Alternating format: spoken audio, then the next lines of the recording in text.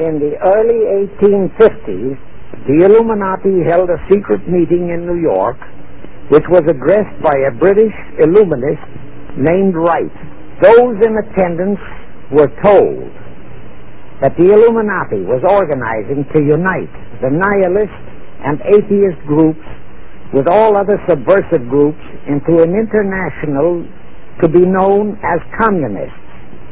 That was when the word communist first came into being, and it was intended to be the supreme weapon and scare word to terrify the whole world and drive the terrorized peoples into the Illuminati one world scheme. This scheme, communism, was to be used to enable the Illuminati to foment future wars and revolutions. Clinton Roosevelt, a direct ancestor of Franklin Roosevelt, Horace Greeley and Charles Dana, foremost newspaper publishers of that time, were appointed to head a committee to raise funds for the new venture. Of course, most of the funds were provided by the Rothschilds.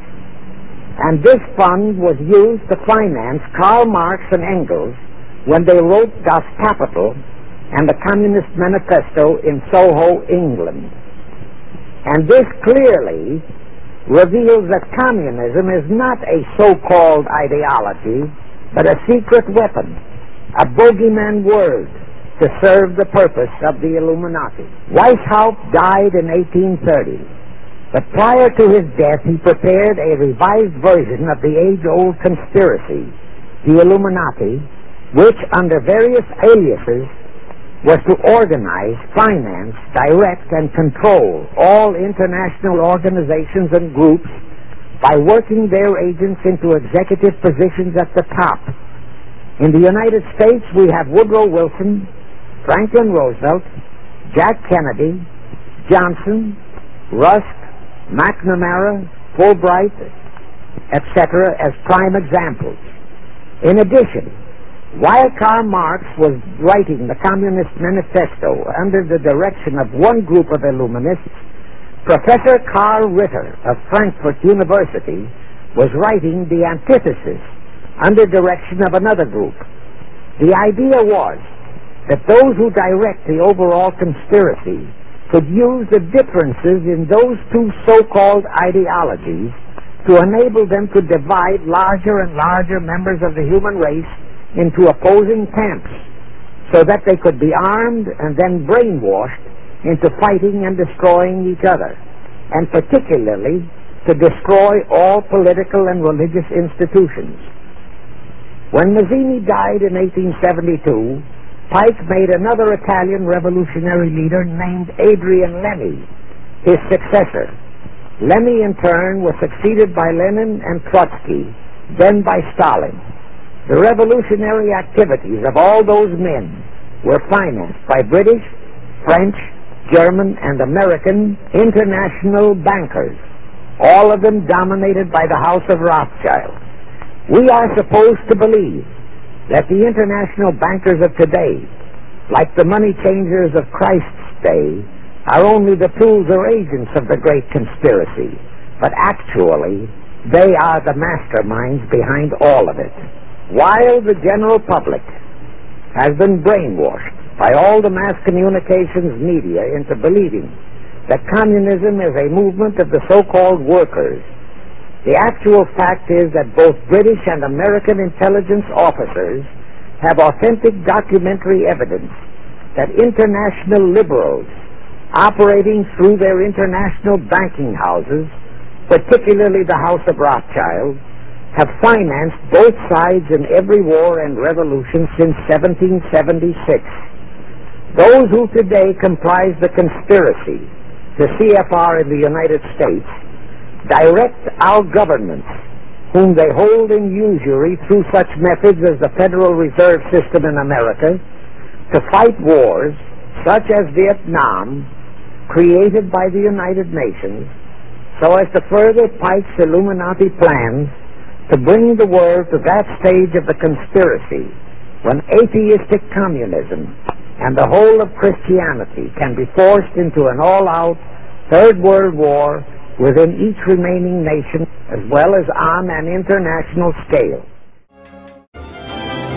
Politicians, major industrialists, and the military, unable to reach a compromise with the Tsar, gravitated to the idea of a conspiracy. Many of them, political adversaries in the open, were allied behind the scenes, all members of a secret Freemason brotherhood, the Great East of Peoples of Russia. Founded in St. Petersburg about 1912, the organization was controlled by a Supreme Council and had more than 300 members. In 1916, popular lawyer Alexander Kerensky became head of the Supreme Council. He and other Great East members nurtured a plan of an anti-Tsarist coup. What did the order want to accomplish in the Bolshevik Revolution? You create opposing forces which you place in conflict. Out of conflict, you've got profit, you've got political power, and you can direct history. And if you look at the writings, for example, of the Trilateral Commission, they talk openly in the Trilateral Commission about managing conflicts, not solving conflicts, but managing conflicts. Conflict management, that's the cry. So they got the profit, the power, and the management. Mm-hmm. Where do they want to steer history through the Bolshevik Revolution? They wanted to set up, and they did, two opposing forces. Out of that came World War II.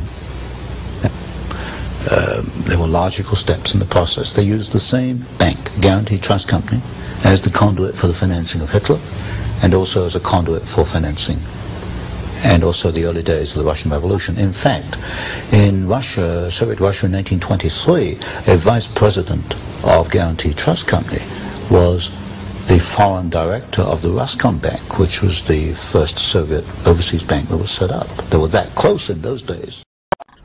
The League of Nations was the money cartel's first attempt at world control, but Tsar Nicholas II of Russia caught on to their plot and sabotaged it. That proved to be a deadly mistake. Schiff, Warburg, Rockefeller, Harriman, and Morgan backed the uprisings that led to the 1917 Russian Revolution. Their strategy was to finance both sides of wars and revolutions, which gave them control over the winners, the losers, and the outcome. Between 1918 and 1921, 14 million Russians died from war and starvation under Lenin's Bolsheviks. By 1919, Lenin ran up a national debt to the Rothschild banksters of $60 billion, which put Russia firmly under their control. As Mayor Rothschild once said, "Give me control of a nation's money, and I care not who makes her laws." To this day, the Rothschilds have stopped the heirs to the Tsar's fortunes from claiming their deposits held in Rothschild banks. Those fortunes are now worth an estimated $50 billion. Joseph Stalin, who was financed by the same money cartel, replaced Lenin as Russia's brutal new dictator. Using terror and death threats, Stalin's job was to industrialize Russia and turn communism into a powerful counterforce to democracy. Manufactured conflicts between these two powerful political forces would be the ideal excuse for all future wars and for dividing, conquering, and ruling the world.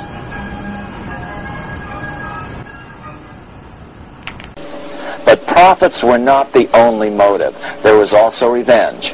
The money changers never forgave the Tsars for their support of Lincoln during the Civil War. Also, Russia was the last major European nation to refuse to give in to the privately owned central bank scheme. 3 years after World War I broke out, the Russian Revolution toppled the Tsar and installed the scourge of communism. Jacob Schiff of Kuhn Loeb and Company bragged from his deathbed that he had spent $20 million towards the defeat of the Tsar. Money was funneled from England to support the revolution as well.